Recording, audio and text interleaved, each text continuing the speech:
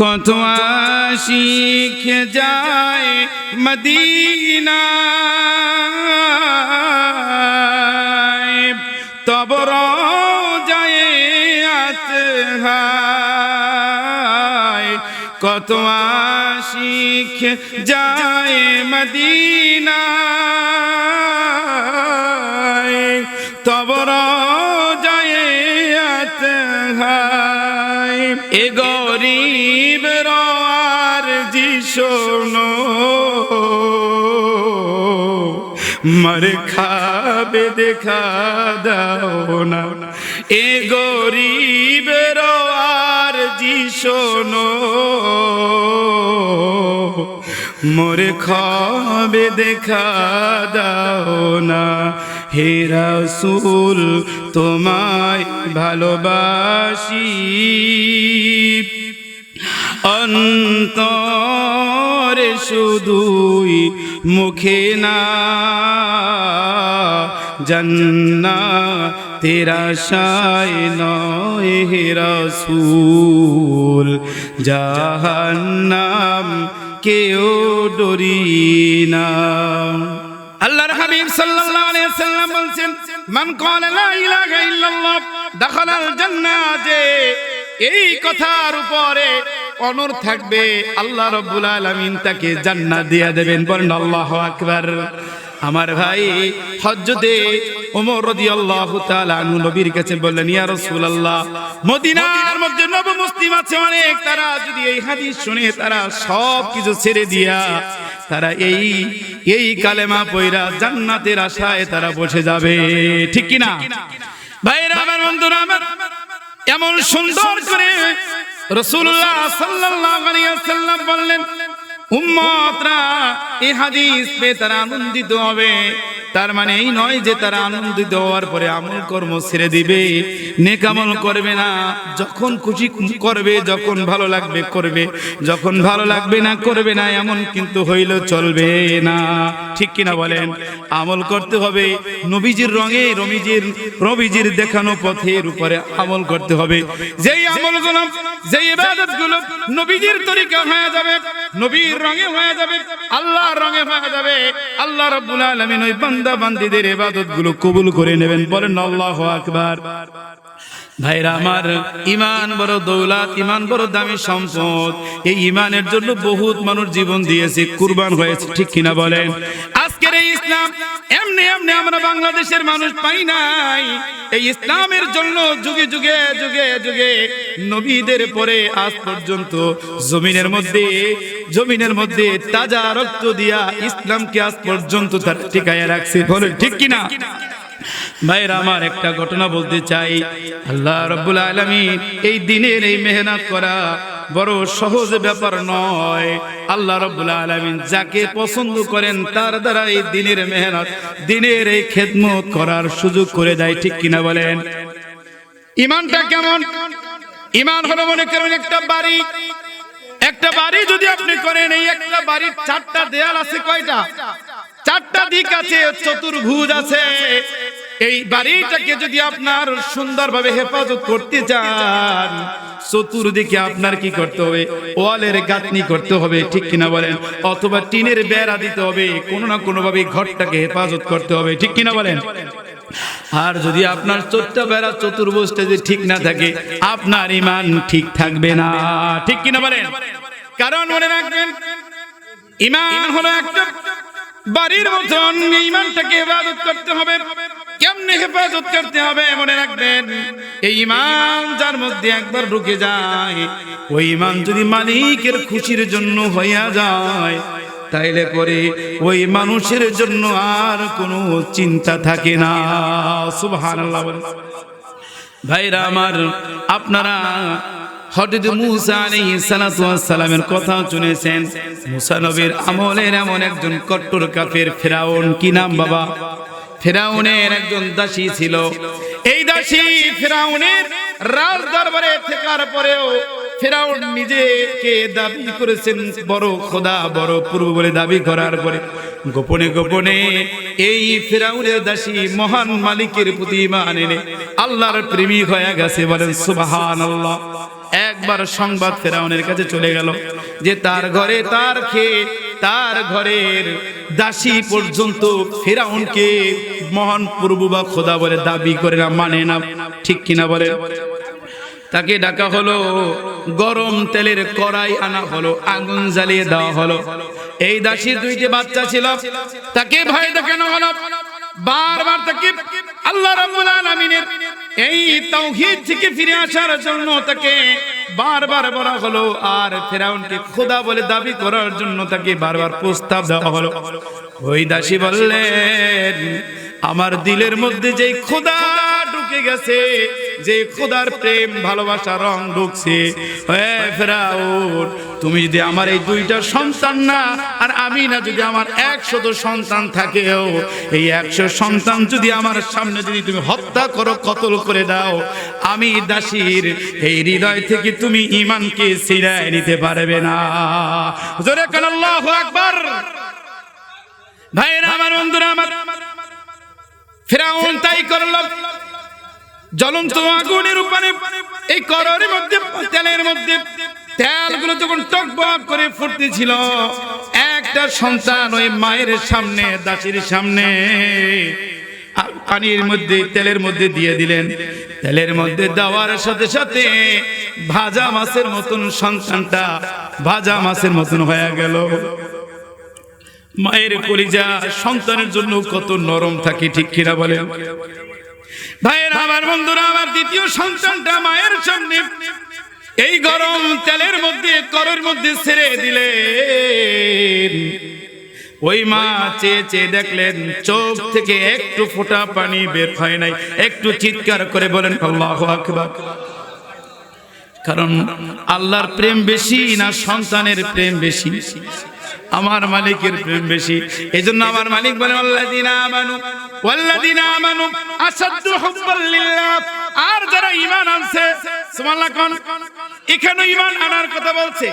আর যার হৃদয়ের মধ্যে ঈমান ঢুকে গেছে, ঈমান মজবুত হয়ে ঢুকছে, আমার আল্লাহ বলে তাদের হৃদয়ের মধ্যে আল্লাহর প্রেম ছাড়া দুনিয়ার কোন সন্তান সন্ততি, স্ত্রী, পরিবারের সন্তান, সম্পদ কোনো কিছু তাকে তার বনকে ঘুরাইয়ে নিতে পারবে না।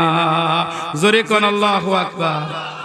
ভাইরা আমার, বন্ধুরা আমার, সবাই খুব সংকীর্ণ বলতে চাই। দ্বিতীয় বাচ্চাটাকে ঠিক আবার ওই তেলের মধ্যে দিয়ে দিলেন, আবার সেই ভাজা মাছের মতো হয়ে গেল। অবশেষে ফেরাউনের সেই দাসীটাকে ওই জ্বলন্ত উত্তপ্ত তেলের মধ্যে তাকেও দিয়ে দিলেন, কিন্তু জীবন দিলেন, সন্তান দিলেন, কিন্তু দিলেন না ঈমান। ইয়া আইয়ুহাল্লাযীনা আমানু, হে ঈমানদারেরা, আল্লাহ রাব্বুল আলামিন দুনিয়ার মানুষকে লক্ষ্য করে বলে না ইয়া আইয়ুহান নাস, আল্লাহ বলে নাই হে দুনিয়ার লোক সকল, মানুষ সকল। এই কথা বলে মালিক সম্বোধন করেন নাই। এই দুনিয়ার সকল মানুষদের মধ্য থেকে আলাদা করে একটা শ্রেণীকে আল্লাহ পাক ইঙ্গিত করেছেন, টার্গেট করেছেন। বলেন আল্লাহু আকবার। রব্বুল আলামিন তিনি বলছেন, ইয়া আইয়ুহাল্লাযীনা আমানু, হে ঈমানদারেরা, তোমরা যারা ঈমান আনছো, আল্লাহকে মেনে নিয়েছো, বিশ্বাস স্থাপন করেছো, আল্লাহ রাব্বুল আলামিন ওই সকল ব্যক্তি বান্দা বান্দীদেরকে লক্ষ্য করে ঈমানদার বলে আল্লাহ রাব্বুল আলামিন ডাক দিয়েছেন। কোন আলহামদুলিল্লাহ। আমরা ঈমানদার কিনা? আমাদের ঈমান আছে। নিজেদেরকে ঈমানের পরিচয় দিয়ে নিজেদেরকে আমরা গর্বিত মনে করছি, ঠিক না বেঠিক? প্যারে হাজিরিন, এই জগতের মধ্যে মানুষ বহুত রকমের নিয়ামত পেয়ে ধন্য হয়, খুশি হয়ে যায়। কেউ ভালো স্বাস্থ্য পেয়ে, ভালো সুস্বাস্থ্যের অধিকারী হওয়ার জন্য আল্লাহর কাছে নিয়ামতের শুকরিয়া আদায় করে, আলহামদুলিল্লাহ, আল্লাহ আমাকে একটি সুস্থ জীবন দিয়েছে, ঠিক না বেঠিক? আল্লাহ আমাকে ওয়ার্ডের সম্পদের মালিক বানাইছে, আলহামদুলিল্লাহ, ঠিক না বেঠিক বলেন? আমাকে গাড়ি বাড়ি দিয়েছে, সম্পদ দিয়েছে, এই দুনিয়াতে সম্মান, যশ, খ্যাতি, ইজ্জত, প্রতিপত্তি, সম্ভ্রম দিয়েছে, আলহামদুলিল্লাহ। এই কথা বলার পরে বান্দা বারবার আল্লাহর কাছে শুকরিয়া আদায় করে, মালিক আমাকে তুমি এক নয় দুই নয় একাধিক সন্তানের বাবা বানাইছো। আমার একটা সন্তান এমবিবিএস ডাক্তার, আমার একটা সন্তান উকিল, আমার একটা সন্তান ব্যারিস্টার, আমার একটা সন্তান হাফেজে কোরআন, আমার একটা সন্তান আলেমে দ্বীন, আমার একটা সন্তান মুফতি। ঠিক না বে ঠিক বলেন? তখন আল্লাহর কাছে ওই বাবা হৃদয় থেকে শুকরিয়া জ্ঞাপন করে যে আলহামদুলিল্লাহ, জোরে করে আল্লাহু আকবার। ভাইরা আমার, বন্ধুরা আমার, এগুলো নিয়ামত। ভালো বাড়ি নিয়ামত, ভালো গাড়ি নিয়ামত, ভালো স্ত্রী এটাও নিয়ামত, ভালো সংসারে ভালো বাবা মার ঘরে জন্ম নিয়েছেন এটাও একটা নিয়ামত। মনে রাখবেন এই নিয়ামত গুলো আল্লাহ রাব্বুল আলামিন মুমিনকেও দেয়, বেঈমানকেও দেয়। দেয় কি না বলেন? এই দুনিয়ার দিকে তাকান, দেখবেন বেঈমানকে মুমিনের থেকে কোনো অংশে দুনিয়াবি নিয়ামত থেকে কম দেয় নাই। ঠিক কিনা বলেন? আপনি যদি সেই পশ্চিমা রাষ্ট্রের গুলোর দিকে তাকান, দেখবেন ওদের ওরা বেঈমান, ওরা কাফের, কিন্তু দুনিয়ার সম্পদে তাদের কোনো কমতি নাই। এ ভাই কথা বলেন ঠিক কিনা? ভাইরা আমার, বন্ধুরা আমার, আপনার আমার এই সম্পদ আছে, সন্তান আছে, আপনার দুনিয়ার এই সব কিছু আছে, কিন্তু আপনার ঈমান নাই। আমি বলবো বাবা আপনার কিছুই নাই। ঠিক কিনা বলেন? একজন মানুষের দুনিয়ার সন্তান সম্পত্তি আছে, ভালো গাড়ি বাড়ি নারী আছে, সব আছে, কিন্তু নাই কি? আমার লাগে কথা বলতে হবে, কি নাই? জবান খুলে বলেন কি নাই? ঈমান নাই, তার কিছুই নাই। এজন্য আল্লাহ রাব্বুল আলামিন কত সুন্দর করে ডাক দিয়েছে, মায়ার সুরে আল্লাহ ডাক দিয়ে বলে, ইয়া আইয়ুহাল্লাযীনা আমানু, জোরে বলেন আল্লাহু আকবার। মালিক রব্বুল আলামিন তিনি ডাক দিয়েছে, মানুষদেরকে ডাক দেয় নাই। ইয়া আইয়ুহাল কাফিরুন, কাফেরকে ডাকে নাই, ডাকছিনি, ডাকে নাই, ডাক দিয়েছে ঈমানওয়ালা, ঈমানের দৌলত আল্লাহ যাকে দান করেছে তারে ডাক দিয়েছে। বলেন আলহামদুলিল্লাহ। ঈমানের দৌলত, ঈমানের সম্পদ আল্লাহ যাকে দিয়েছে তাকে ডাক দিয়েছে। ডাক দেওয়ার পরে আল্লাহ বলে আমানু আমিনু বিল্লাহ, সুবহানাল্লাহ বলেন। আল্লাহ রাব্বুল আলামিন বলেন, ইয়া আইয়ুহাল্লাযীনা আমানু, ঈমানদারেরা রে শোনো, আমানু আমিনু বিল্লাহি ওয়া রাসূলিহি। ঈমান আনার পরেও ঈমানদারদেরকে আবার বলে, আল্লাহ বলতেছে হে ঈমানদারেরা আল্লাহর প্রতি ঈমান আনো। সুবহানাল্লাহ বলেন। আল্লাহকে আল্লাহ বলতেছেন ঈমানদারেরা আমার নবীর প্রতি তোমরা ঈমান আনো। সুবহানাল্লাহ কইবেন না? ঈমান ওয়ালাকে আবার বলতেছি কি? ঈমান আনো কার প্রতি? জবান খুলে বলেন কার প্রতি? বাবা আমি বড় কোনো ওয়াইজ না, আমি মুক্তাসার কিছু কথা বলতে চাই। আমার এই স্বল্প সময়ের কথাগুলো যদি আপনার হৃদয়ে একটু জায়গা পেয়ে যায়, আর এই কথাগুলো দ্বারা যদি এই আপনার জীবনের পথিক হয়ে যায়, পথের আপনার সঙ্গে হয়ে যায়, আমার হয়তো বা হতে পারে এই একটা কথা আমল করার কারণে আজকের এই মাহফিল সার্থক হয়ে যাবে। আপনার জন্য পরকালের রাস্তাটা সহজ হয়ে যেতে পারে। ঠিক কিনা ভাইরা আমার, বন্ধুরা আমার, কষ্ট দিতে চাই না। ঈমানওয়ালা ব্যক্তিকে আল্লাহ বলেন তোমরা ঈমান আনো কার প্রতি? জোরে বলেন কার প্রতি? আল্লাহর প্রতি ঈমান আনো, আল্লাহকে বিশ্বাস করো। শুধু আল্লাহকে বিশ্বাস করলেই চলবে না। আমার আল্লাহ বলে আমার আল্লাহর উপরে বিশ্বাস আনার করে তোমরা আমার নবীকে তোমরা বিশ্বাস করো, অর্থাৎ ঈমান আনো। কত চমৎকার করে বলতেছে। এই কথাটার মধ্যে অনেক অনেক রহস্য রয়েছে, অনেক কাইফিয়াত রয়েছে। এই কথার মধ্যে অনেক নির্যাস রয়েছে রে বাবা। আল্লাহ রাব্বুল আলামিন ঈমানদারদেরকে কেন আবার বলছেন? মনে রাখবেন বাবা, যেই সন্তানটা বাবার বিপদগামী হয়ে গেছে, পথভ্রষ্ট হয়ে গেছে, ওই সন্তানের ব্যাপারে মায়া বাবার আর কি থাকে না, শত চেষ্টার পরে সে বিফল হয়ে যায়, এটা নিয়ে টেনশন করে না, ওটাকে আর পারি না, ওকে আল্লাহর উপরে সুবর্দ করে দিলাম, আছে না নাই? আল্লাহ যদি ওর মঙ্গল করে তো আলহামদুলিল্লাহ, আর যদি ওর কপাল নসিব খারাপ হয়ে যায় তো কিছুই করার নাই। আর যেই সন্তানটা নামাজ পড়ে আবার নামাজ ছাইরা দেয়, নামাজ পড়ে আবার নামাজ ছাইরা দেয়, রোজা রাখে আবার রোজা ছাইরা দেয়, আছে না নাই এমন সন্তান? ওই সন্তানের ব্যাপারে মা বাবা একটু বেশি নজর দেয়, ঠিক কিনা বলেন? এ সন্তান, এ আমার কলেজার টুকরা, নামাজ পড়লে পড়ার মতো পড়ো, রোজা রাখলে রাখার মতো রাখো, ঠিক নেবে ঠিক? আল্লাহ রাব্বুল আলামিন ঈমানওয়ালা ব্যক্তিকে রব্বুল আলামিন টার্গেট করে বলছে, ইমানদারেরা রে, ঈমান যদি আনো, আনার মতো ঈমান আনো, লোক দেখানো ঈমান আইনো না। তোমার বাবা ঈমান আনছে, তুমি ঈমান আনছো, ঈমান ওয়ালার ঘরে তোমার জন্ম, তুমি ঈমানদার, আছে না নাই? তোমার মা ঈমানদার, তুমি ঈমানদার, জন্মসূত্রে বংশসূত্রে তুমি ঈমানদার, কিন্তু তোমার মধ্যে ঈমানের কোন রং ঢং দেখা যায় না, এমন সন্তান আমাদের মধ্যে আছে কি নাই? জোরে কোন আছে না নাই? ভাইরা আমার, বন্ধুরা আমার, এই জন্য আল্লাহ রাব্বুল আলামিন বলে, বান্দারে তোরা যারা ঈমান আনার নাম কইরা কিন্তু ঈমান তোরা আনো নাই, অথবা ঈমান আনছো কিন্তু ঈমানের রং তোর গায়ে লাগাও নাই, আছে না নাই? নামাজ পড়ে আবার ছাইরা দেয়, রোজা রাখে আবার ছাইরা দেয়, নেক আমল করে আবার ছাড়ে, গুনাহ করে ছাড়ে, গুনাহ করে ছাড়ে, আছে না নাই? আমরা এমন বেশি সংখ্যক শ্রেণীর মানুষ এমন, হজের মাহফিল থেকে আমরা ইরাদা করি আজকের আলোচনা কতই না সুন্দর হয়েছে, হৃদয়টা নরম হয়ে গেছে, চোখ দিয়ে পানি পড়েছে, আর নামাজ ছাড়বো না, পণ প্রতিজ্ঞা নিয়ে ঘরে ফিরি, ঠিক কিনা বলেন? দেখা যায় ওই দিন আর ফজরের নামাজ পড়া হয় না, আছে না নাই? এটা জবান খুলে বলেন, আছে না নাই?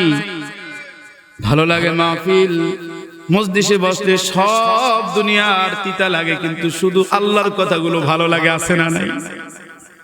আবার আমরা বিপদগামী হইয়া যাই, কারণ দুনিয়ার সর্বত্র আমাদের পাপে সয়লাভ হয়ে গেছে, গুনার পরিবেশে চতুর্দিকে ভরপুর হয়ে গেছে, ঠিক কিনা বলেন? এই জন্য রাসূল বলেছে, শেষ জামানায় এমন একটি জামানা আসবে আমার উম্মতের কাছে, আমার উম্মতরা তাজা ঈমান নিয়ে ঘর থেকে সকালবেলা বের হয়ে যাবে, আর ওই উম্মতরা সন্ধ্যাবেলা বেঈমান হইয়া ঘরে ফিরবে। নাউজুবিল্লাহ বলেন। ভাইরা আমার, এই যুগটা বেশি দূরে না, এখনো তাকাইলে অনেকটাই আশ করা যায়, ঠিক না ঠিক বলেন? ভাইরা আমার, বন্ধুরা আমার, ঈমান ঠিক রাখতে পারি না, আমল ঠিক রাখতে পারি না, আল্লাহ রাব্বুল আলামিন তাদেরকে বলে, বান্দা তুই মুসলমান হয়েছো, ঈমান আনছো, শুধু বলতেছো, কিন্তু তোর মধ্যে ঈমানের রং দেখা যায় না, তোকে 5 ওয়াক্ত নামাজ পড়তে দেখা যায় না, তোর মধ্যে পর্দা দেখা যায় না, তোর মধ্যে হালাল হারাম দেখা যায় না, তোর মধ্যে সততা দেখা যায় না, তোর মধ্যে মিথ্যা থেকে তুই সত্যের দিকে যাও না, আছে না নাই? বলেন এ ভাই, জোরে বলেন, আছে না নাই? কিন্তু আমি ঈমানদার, জোরে বলেন আমি কি? ঈমানদার। ঈমানওয়ালা ব্যক্তিরা নাফরমানি করতে পারে না, পারেনি? ঈমানওয়ালা ব্যক্তিরা আল্লাহ পাকের নাফরমানি করতে পারে না, আল্লাহর হুকুমের বিরোধিতা করতে পারে না। ঈমানদার ব্যক্তিরা আল্লাহর পথে চলবে, জীবন মরণ যাবে, কিন্তু ঈমান কবুল, ঈমানকে বিলীন করবে না, ঠিক কিনা বলেন? এটা হলো ঈমান, এমন একটি দামি জিনিস। প্যারে হাজিরিন, বোঝার চেষ্টা করেন, একটা মানুষ সারা বছর গুনাহ করছে, একটা মানুষ দাড়ি পাকাইয়া ফেলাইছে, মাথার চুল পেকে গেছে, মৃত্যু তার কাছে খুব অনিবার্য। মানুষটার 80 বছর হয়ে গেছে, অসুস্থ, বিমার, রোগা অবস্থায় বিছনায় পড়ে গেছে, আছে না নাই? এমন বলেন, নামাজ কথা শুনতে পারে না, নামাজের কথা কইলে শরীরের মধ্যে জ্বালা তৈরি হয়, আছে না নাই? ভাইরে ভাই, মালিক কত দয়াময়, কত করুণাময় মালিক, ঈমান কত দামি দৌলত, আল্লাহ রাব্বুল আলামিন তার প্যারা হাবিব, তার রাসূল, তার বন্ধু নবী করিম সাল্লাল্লাহু আলাইহি ওয়াসাল্লাম বলেন, কোন বান্দা যদি 100 বছর গুনাহ করার পরে, নাফরমানি করার পরে, কোন বান্দা, কোন কাফির, কোন বেঈমান যদি একবার এমন একটি কালেমা পড়ে, যেই কালেমার ওজন এত বেশি যে এই কালেমা যদি পড়তেই পারে, তার জীবনের অতীতের 1000 বছরের গুনাহ আল্লাহ রাব্বুল আলামিন পড়ার সাথে সাথে মাফ করে দিবে। হইল না বাবা? একটু জোরে কন্যা সুবহানাল্লাহ। সুবহানাল্লাহ কইলে কি গুণ হইবে নি? একবার সুবহানাল্লাহ কইলে আমার নবী বলছেন, ওই আসমান থেকে জমিন পর্যন্ত কত ফাঁকা জায়গা, মাশরিক থেকে মাগরিব, শিমাল থেকে জুনুব, এই যে কতটা জায়গা ফাঁকা আছে, এই সমস্ত জায়গা আমার মালিক আল্লাহ একবার সুবহানাল্লাহ বললে নেক দিয়া পূর্ণ কইরা মালিক তার বান্দার আমলনামায় দিয়া দিবে। আর জোরে কোন সুবহানাল্লাহ। ভাইরা আমার, বন্ধুরা আমার, নবী বলেন, মান ক্বালা লা ইলাহা ইল্লাল্লাহ দাখালাল জান্নাহ, যেই ব্যক্তি একবার তার জবান দিয়া পড়বে মান ক্বালা লা ইলাহা ইল্লাল্লাহ দাখালাল জান্নাহ। জোরে কোন সুবহানাল্লাহ। এই কালেমা আমরা পারি কিনা? এই কালেমা পারি। আমার নবী বলেন, এই কালেমা যদি একজন বেঈমান 1000 বছর যদি মালিকের নাফরমানি করার পরে একটা বার যদি পড়ে, কালেমার কথার উপরে যদি নিজেকে প্রতিষ্ঠিত দায়েম কায়েম রাখে, আমার নবী বলে ওই বান্দাকে আল্লাহ রাব্বুল আলামিন আল্লাহর জান্নাত দিয়ে দিবে। জান্নাত চাই সবাই? সবাই চাই? প্যারে হাজরিন, প্যারে হাজরিন, আল্লাহ রাব্বুল আলামিন এই জান্নাতের অধিকারী আমাদের কি করেছেন? আপনার আমার বাড়ি এই দুনিয়া না, আপনার আমার বাড়ি হলো কোথায়? জান্নাতে। এ ভাই কথা বলেন, আমাদের বাড়ি কোথায়? জোরে বলেন, বাড়ি কোথায়? আপনার বাবার বাড়ি ছিল জান্নাতে, আপনার মায়ের বাড়ি ছিল জান্নাতে। কোনো না কোনো কারণে, কোনো চক্রান্তের শিকার হইয়া আমরা ওই বাড়ি হারাইয়া হারাইছি, কিন্তু সিস্টেমেটি যদি চলতে পারি, করতে পারি, আমাদের ওই পৈতৃক ভিটা, আমাদের ওই জান্নাতের বাড়ি আবার আল্লাহ আমাদেরকে হাতে তুলে দেবে। সুবহানাল্লাহ। ভাইরা আমার, বন্ধুরা আমার, এজন্য কালেমার দাম অনেক বেশি। যদি একবার কালেমা আপনি পড়তে পারেন, এই কালেমা পড়ার দরুন আল্লাহ রাব্বুল আলামিন আপনাকে জান্নাতের মালিক বানায়া দিবে। সুবহানাল্লাহ। জান্নাত চাই আমরা, আজকে জান্নাত চাই দেখে আজকে জান্নাতের মজলিসে এসেছি, ঠিক না ভাই? ঠিক। আমাদের অন্য কোনো জাগতিক পার্থিব কোনো চাওয়া পাওয়া নাই। ও বাবা, ও আমার বন্ধু, আমার ভাই, যদি কোনো জাগতিক কোনো উদ্দেশ্য থাকে, আমি আপনাকে একটা নসিহত করি, যদি কোনো দুনিয়াবি কোনো লক্ষ্য উদ্দেশ্য থাকে, দিলটাকে একটু ঘুরাইয়া নেন, দিলটাকে একটু ঘুরাইয়া নেন। ইন্নামাল আমালু বিন্নিয়াত। আপনার প্রতিটি কর্ম সম্পাদন হবে আপনার নেক নিয়তের উসিলায়, ঠিক না বে ঠিক? আপনি যেমন চাইবেন তেমন পাইবেন, আপনি যেমন করবেন তেমন পাইবেন। সুবহানাল্লাহ। কোন এই জন্য দুনিয়ার চিন্তা ফালাইয়া দেন, তবরকের আশা বাদ দেন। আজকের এইখান থেকে আমরা একটা পণ নিয়ে যাব, ওয়াদা নিয়ে যাব। আজকের এখান থেকে, এই মসজিদ থেকে আমরা যাব, আজকের এই মাহফিল থেকে গিয়া আমরা নিয়ত করব, আমরা আর কখনো ইচ্ছাকৃত ভাবে নামাজ ছাড়ব। জোরে কর, নামাজ ছাড়ব না, ঘুষ খাইব না, সুদ দিব না, সুদ নিব না। রাজি আছেন নি ভাইরা আমার, বন্ধুরা আমার? কালেমার স্বীকৃতি এগুলো দুইটা বাক্য। কয়টা বাক্য? মান ক্বালা লা ইলাহা ইল্লাল্লাহ দাখালাল জান্নাহ। আল্লাহর হাবিব সাল্লাল্লাহু আলাইহি ওয়াসাল্লাম বলেন, এই পবিত্র কালেমার মধ্যে দুইটা বাক্য রয়েছে, আর এই দুই বাক্যের মধ্যে গোটা ইসলাম শরীয়তটা আল্লাহ রাব্বুল আলামিন ঢুকাইয়া দিয়েছেন। সুবহানাল্লাহ। ভাইরা আমার, বন্ধুরা আমার, এই জন্য কালেমার উপরে থাকতে হবে। এমন কালেমা না রমজান আসলে মাথায় টুপি, কুরবানি আসলে মাথায় টুপি, আবার লাইলাতুল কদর বরাত আসলে মাথায় টুপি, মসজিদে যাই, জুমা আসলে মসজিদে যাই, আর 7 দিনের 6 দিনের আর খবর নাই। আছে না নাই? আল্লাহ রাব্বুল আলামিন ওই সকল মুসলমানদেরকে লক্ষ্য করে বলে, ইয়া আইয়ুহাল্লাযিনা আমানু, হে ঈমানদারেরা, তোরা আসলে তুই ঈমানদার দাবি করো, তোর বাবা ঈমানদার, তোর বাবা তোকে জন্ম দিয়েছে, তুই ঈমানদার দাবি করো, ঠিক না ভাই? ঠিক। ওই যে তুই রমজানে রোজা রাখছো, তুই ঈমানদার, 1 মাস রোজা রাখছো, 1 মাস নামাজ পড়ছো, আলহামদুলিল্লাহ, বাকি 11 মাসের খবর নাই, আছে না নাই? এই ঈমানদারদেরকে আল্লাহ রাব্বুল আলামিন ডাক দিয়ে বলে, আমানু, ঈমান আনো। আনার মতো কার প্রতি? সবাই বলি কার প্রতি? আমানু আমিনু বিল্লাহি ওয়া রাসূলিহি। ঈমান যদি আনো, আনার মতো আমার নবীর প্রতি ঈমান আনো। ঈমান যদি আনো তোমার মালিকের প্রতি, আনার মতো ঈমান আনো। সুবহানাল্লাহ। এখন বলেন, এই ধরনের রোগী আমাদের সমাজে নাই? জোরে আছে না নাই? তাহলে রোগের চিকিৎসার জন্যই তো ওয়াজ মাহফিল, ঠিক কিনা বলেন? এই আমার এই কথা, আমার এই আয়াতের উপরে আমি যতটুকু কথা বলবো, আমি এদিক ওদিক যাব না। তাহলে আল্লাহ বলেন ঈমানদারেরা, তাহলে ঈমানদারদের কি বলছে? কোন ঈমানদারদেরকে ভাই? ওই যে সারে আর ধরে, সারে আর ধরে হঠাৎ মুসল্লি বোঝেননি?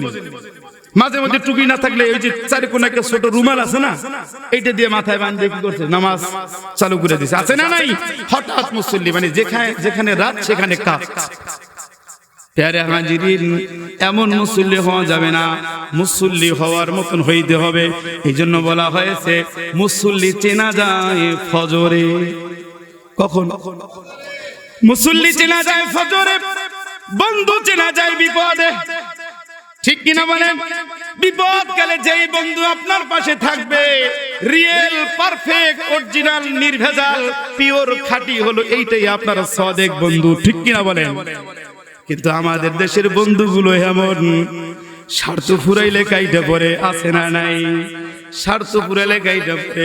রাতের 12টা বাজে যদি কনকনে শীতের রাত হয়ে যায়, কনকনে শীতের রাত যদি এসে যায়, আর বন্ধু যদি ফোন করে, বন্ধু আমার বিবির ডেলিভারির এই সমস্যা, সন্তান প্রসব হবে, গাড়ি নিয়ে হসপিটালে যেতে হবে, বন্ধু বিভিন্ন ওজুর দাঁড় করিয়া দেয়, আছে না নাই?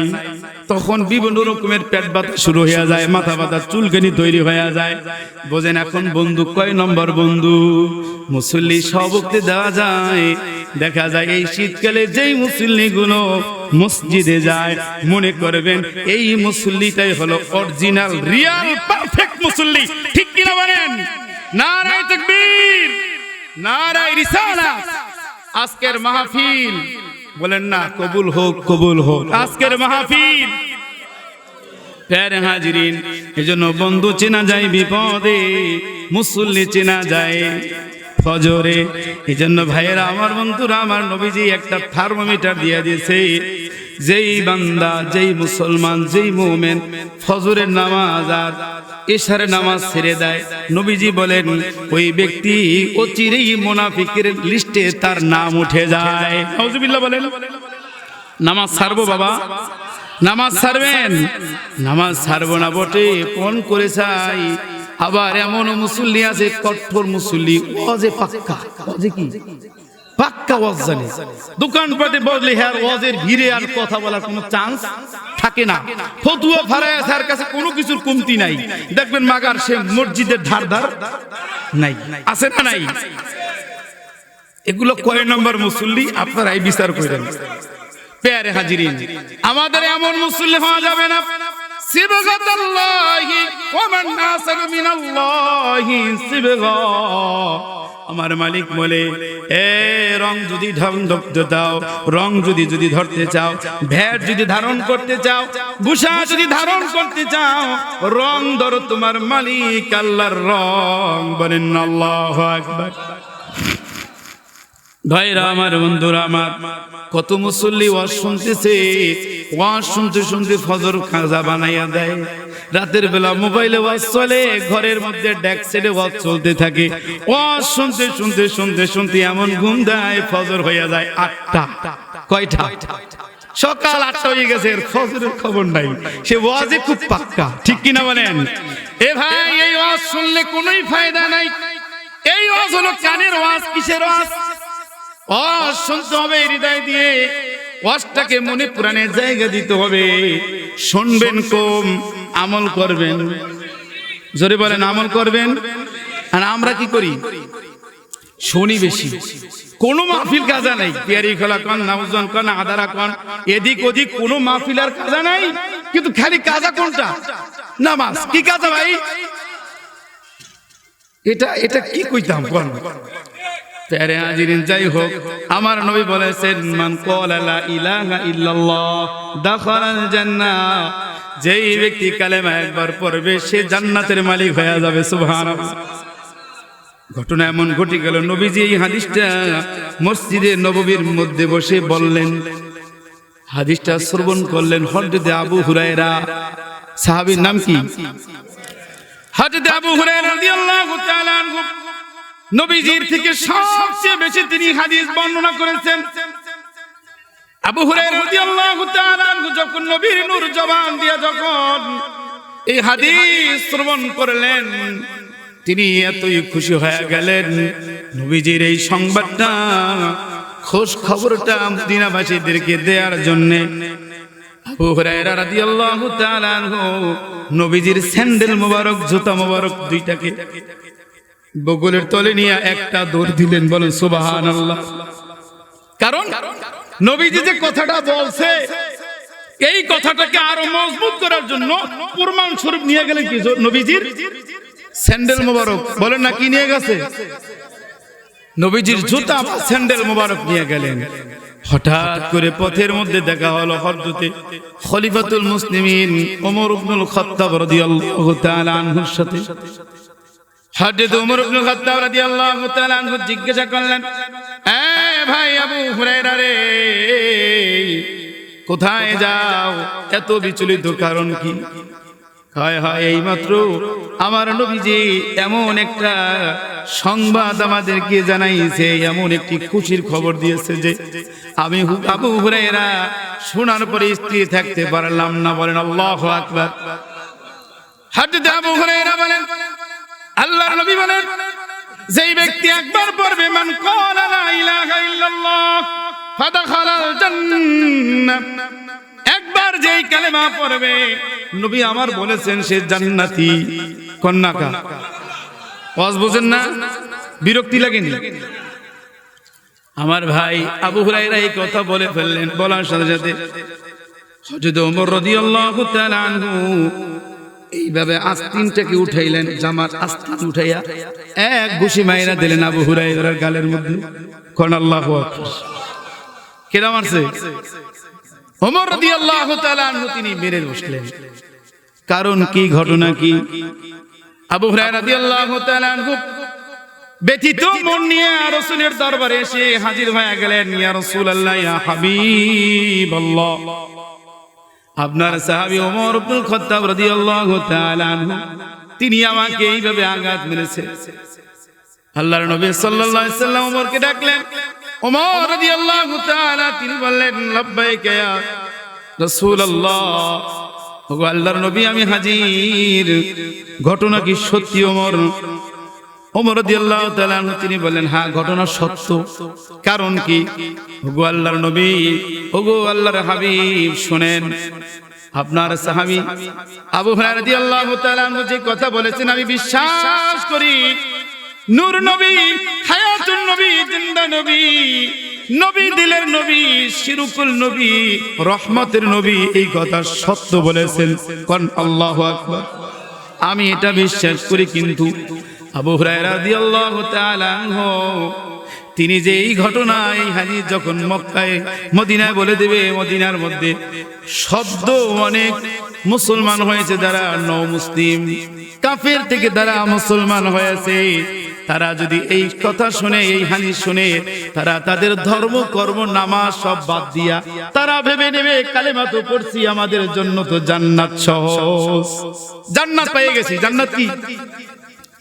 আমাদের সমাজের কিছু মানুষ আছে আলোচনার এক মাথা শুনে আর এক মাথা শুনে না, এক অংশ শুনে আর এক অংশ। যেমন একদল লোক আছে ওই যে যারা মদ খায়, নেশাগ্রস্ত, আল্লাহ বলেছেন ইয়া আইয়ুহাল্লাযীনা আমানু লা তাকরাবুস সালাতা ওয়া আনতুম সুকারা। আল্লাহ বলছে এই ঈমানদাররা তোমরা কি করো না, নেশাগ্রস্ত অবস্থায় নামাজ পড়ো না বা নামাজের কাছে যাইও না। একদল মানুষ এটাকে নিয়ে এসে কি জানেন না, মদ খাওয়া যাইব কিন্তু কখন খাওয়া যাইবে না, নামাজের সময়। কোন সময় খাওয়া যেত না? নামাজের সময় খাওয়া যেত না। এরা এটা নিয়ে এক সাইডে আছে। এই যে মানুষগুলো যখন শুনবে যে কালেমা পড়ছি তো জান্নাতের একটা মালিক হয়ে গেছি না, বলেন আপনি এখানে যারা আছে প্রত্যেকে জান্নাত পাবো, বলেন আলহামদুলিল্লাহ। তবে কথা আছে না, এই ভাই কথা আছে কিনা? কেউ তো ডাইরেক্টলি একেবারে মৃত্যুর হালতে জান্নাত দেখতে দেখতে জান্নাতে চলে যাবে, বলেন আলহামদুলিল্লাহ। জান্নাতের নিয়ামত কবরে বসে তিনি পেতে থাকবেন, আল্লাহু আকবার বলেন। কিন্তু যারা ওই কালেমা পড়ছে এর পরে আর কালেমার পথের উপরে, মতের উপরে, সাক্ষীর উপরে, একতার উপরে তিনি একমত থাকেন নাই, মানে আমল করে নাই, উনিও তো জান্নাত পাইবে, কিন্তু সাথে সাথে পাবে না কথাবার্তা আছে কিনা, এর মধ্যে বিচার সালিসি পানিশমেন্ট আছে কিনা, বলেন জাহান্নামের শাস্তি ভোগ করতে হবে কিনা। এরপরে কি করবে? পাপ সাপ ধুয়ে মুছে একটা পর্যায়ে আল্লাহ কি করবে? জান্নাত দিয়ে দেবেন। আপনি কোনটা চান? মায়ের খাইবেন, কেন খাইবেন? জাহান্নামের আযাব ভোগ করবেন, এরপরে জান্নাত পাবো। এই জান্নাত চাই নাকি ডাইরেক্টলি ভাবে সম্মানের জান্নাত? এই দুনিয়া থেকে মালাকুল মউত আজরাইল যখন এসে যাবে, আল্লাহ রাব্বুল আলামিন মুমিন বান্দার মৃত্যুর বর্ণনায় নবীজি বলছে, মুমিন ব্যক্তির মৃত্যুটা এমন হয়ে যাবে, মুমিন ব্যক্তির সামনে আল্লাহর জান্নাতটা তুলে ধরবে, ওই জান্নাতটা দেখতে দেখতে মুমিন ব্যক্তির মৃত্যুটা হয়ে যাবে। সুবহানাল্লাহ।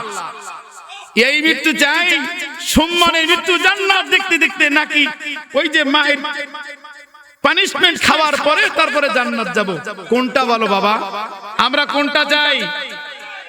ডাইরেক্ট জান্নাত চাই। এজন্যই মাহফিল, এজন্যই এই দ্বীনি ইদারাগুলো, দ্বীনি জালসাগুলো আমরা করে থাকি, আমাদের সমাজে হয়ে থাকে, ঠিক কিনা বলেন? ভাইরা আমার, আজকের এই মাহফিলে যুবক ভাইরা একদল মানুষ আছেন যারা এই হাদিস শুনবে, যারা এই হবে যে কালেমা পড়ছি জান্নাতে চলে যাব। ও যুবক ভাই, মনে রাখবা জান্নাত পাবা, কিন্তু দশা আর থাকবে না। জান্নাতে যাওয়ার আগে তোমার অবস্থা বেহাল হইয়া যাবে, ঠিক কিনা? আমরা কি জাহান্নামের আযাব শাস্তি ভোগ করার ক্ষমতা, হিম্মত আমাদের কি আছে? জোরে বলেন, আমরা কি চাই? হে রাসূল তোমায় ভালোবাসি, অন্তরে শুধুই মুখে না, জান্নাতের আশায় নয় হে রাসূল, জাহান্নাম কেউ ডরি না, ঠিক কিনা বলেন? আমরা কি জাহান্নাম কি ডরাই? জাহান্নাম ডরাই না, জান্নাত চাই না। চাই কাকে? জান্নাতের মালিককে চাই, যে মালিক হয়ে যায়। মালিকের গোলামের জন্য আল্লাহ পাক গোটা পৃথিবীকে তার অধীনস্থ করে দেন। চিৎকার করে বলি আল্লাহু আকবার, আরো জোরে বলি আল্লাহু আকবার। তোমায় পাওয়ার আশায় মন ছুটে যায় মদিনায়, তোমায় পাওয়ার আশায় মন ছুটে যায় মদিনায়, এ আশিকে দিদার দাও না, আর দূরে থাকিও না, এ আশিকে দিদার দাও না, আর দূরে থাকিও না। হে রাসূল তোমায় ভালোবাসি, অন্তরে শুধুই মুখে না, জান্নাত তেরা শায় নয় হে রাসূল জাহান্নাম কেউ ডরি না আল্লাহুম্মা সাল্লি আলা তোমার ওই নাম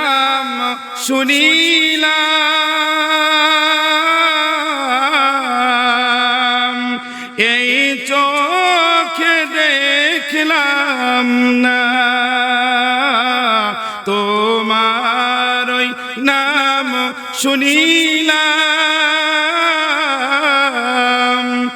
এই চোখে দেখলাম না নবী কি দেখতে চাই নবীজি কি দেখতে মন চায় নবীর নাম শুনেছি কিন্তু নবী কি দেখতে পারি নাই আশিক উম্মতের হৃদয়টা যার যার ব্যথিত কষ্টে ঠিক কিনা বলেন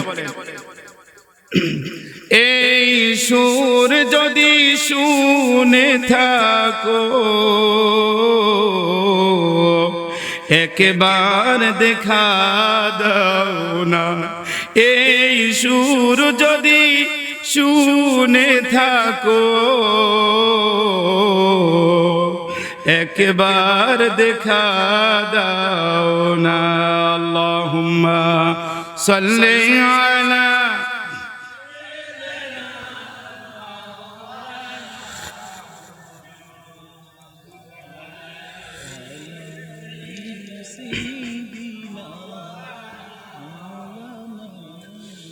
কত আশিক যায় মদিনায় তব রোজায় আতহায় কত আশিক যায় মদিনায় তব রোজায় আতহায় এ গরিব রার জি শোনো মর খাবে দেখা দাও না এ গরিব রার জি শোনো মোর খাবে দেখা দাও না হে রাসূল তোমায় ভালোবাসি অন্তরে শুধুই মুখে না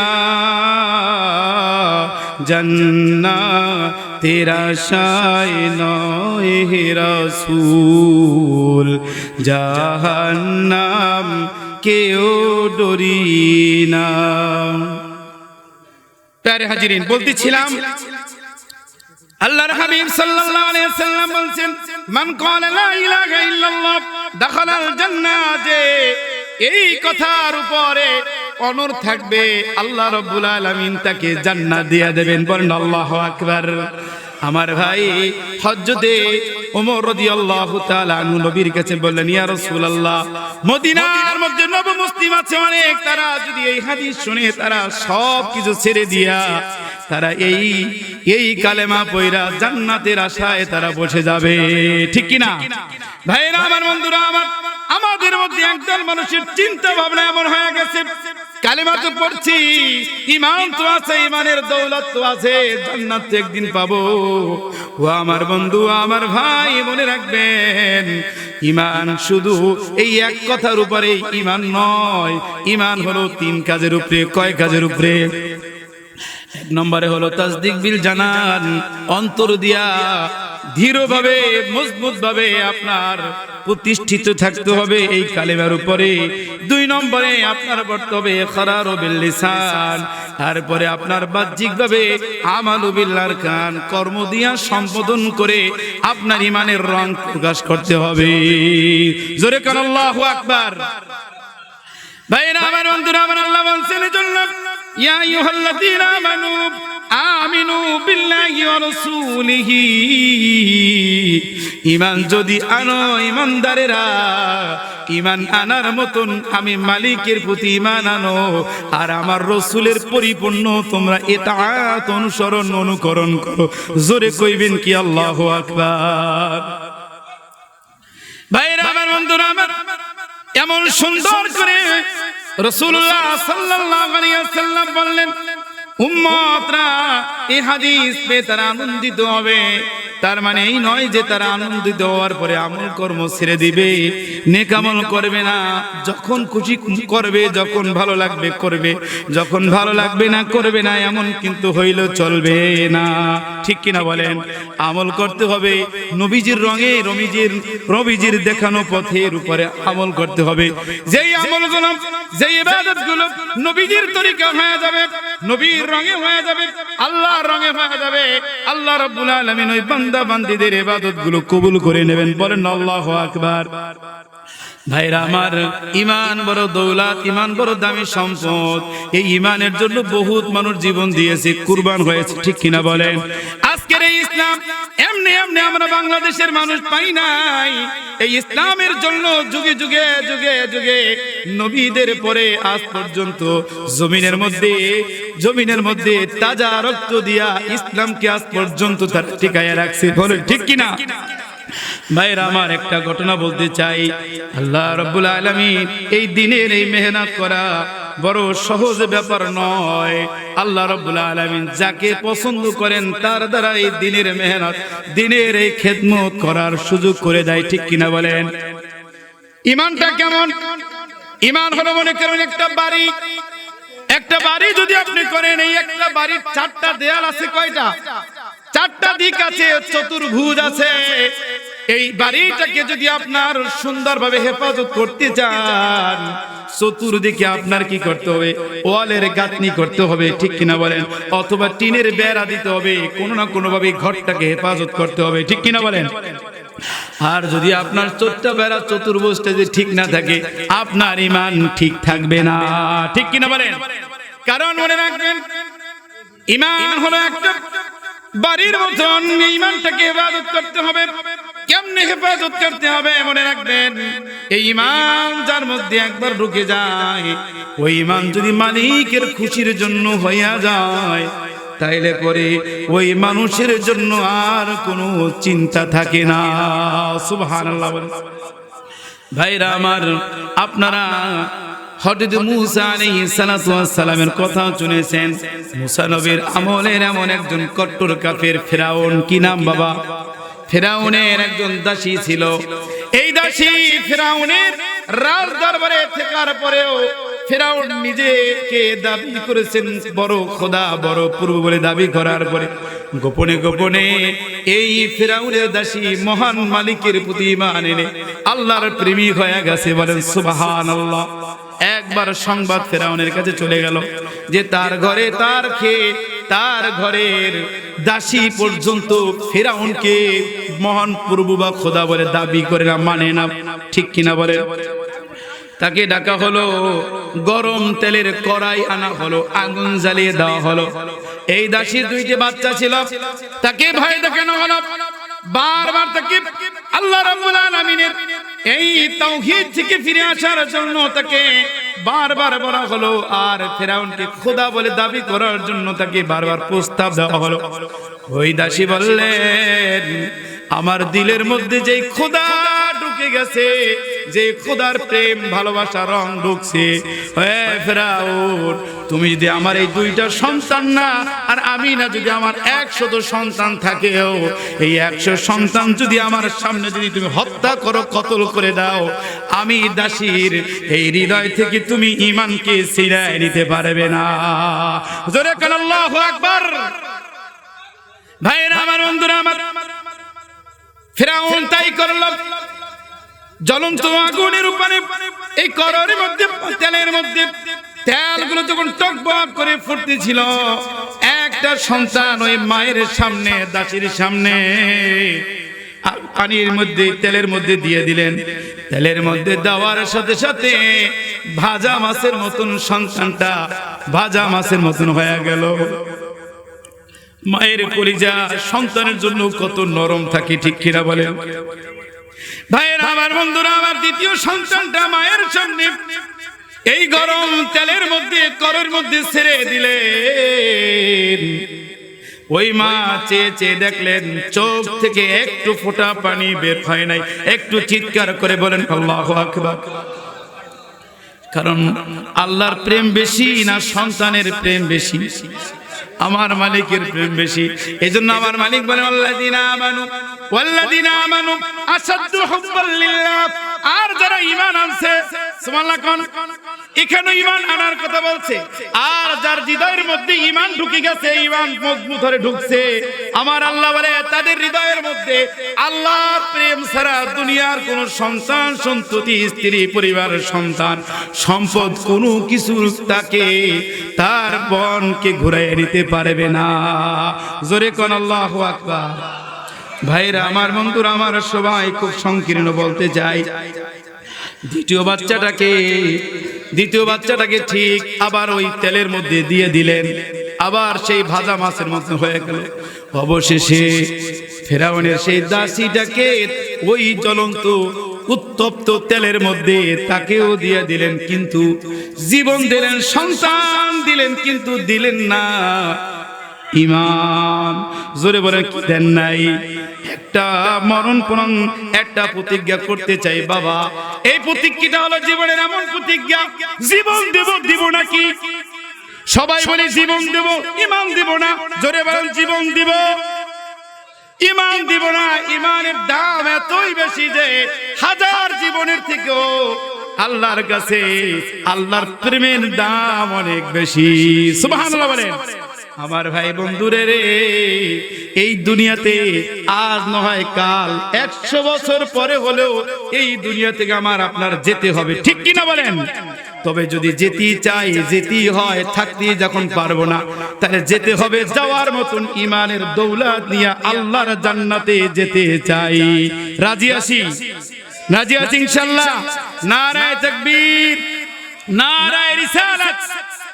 আজকের মাহফিল আল্লাহ কবুল করুন। প্যারে হাজিরিন, আমি আপনাদের সম্মুখে খুব অগোছানো সংক্ষিপ্ত কিছু কথা দিনের উদ্দেশ্যে, হেদায়েতের উদ্দেশ্যে, আমি নিজে গুনাহগার, আমি নিজে যেন আমল করতে পারি এবং আমার এই কথাগুলো আপনারা সহ যত দূর পর্যন্ত মা বোনরা শুনেছেন, আল্লাহ যেন এই কথাগুলো হৃদয়ের মধ্যে ঢুকাইয়া দেন এবং যেন আমল করতে পারি। বিশেষ করে হলো আমরা যে ঈমান নিয়ে এই দুনিয়া থেকে যেন বিদায় নিতে পারি। খাতেমা বিল খায়ের আল্লাহ যেন আমাদেরকে দান করবেন, আমিন।